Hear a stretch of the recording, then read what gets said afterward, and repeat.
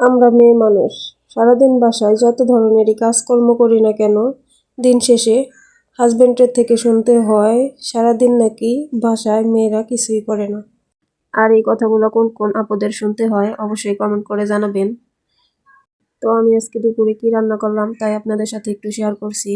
আজকে আমি রান্না করব লাউ শাকের ডাঁটা, লাউ শাক, সাথে কিছু সিম আর নতুন আলু দিয়ে চিংড়ি মাছ দিয়ে খুবই মজাদার একটি রান্না।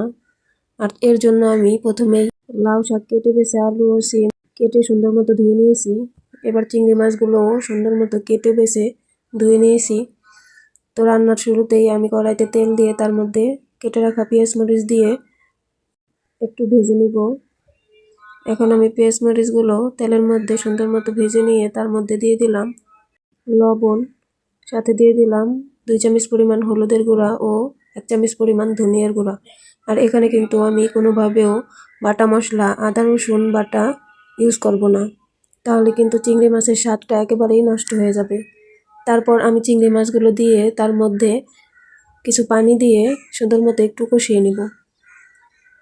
এখন সুন্দর মতো কষানো হয়ে গেলে এর মধ্যে আমি কেটে ধুয়ে পরিষ্কার করে রাখা সবজিগুলো দিয়ে দিব। আর এখন সবজিগুলো দিয়ে সুন্দর মতো নাড়াচাড়া দিয়ে নেব। আর এটা যেহেতু লাউ শাক দিয়ে রান্না হবে তাই এখানে খুব বেশি সময় ধরে কষাবো না। খুব বেশি সময় ধরে কষালে শাকগুলো কিন্তু লালচে রং হয়ে যাবে, তখন খেতে খুব বেশি মজা হয় না। এখন আমি নাড়াচাড়া দিয়ে একটু ঢেকে দিয়ে কিছু সময় কষিয়ে নিলাম। এবার আবারও নাড়াচাড়া দিয়ে সুন্দর মতো একটু মিশিয়ে নিব। তারপর এর মধ্যে দিয়ে দিব পরিমাণ মতো পানি।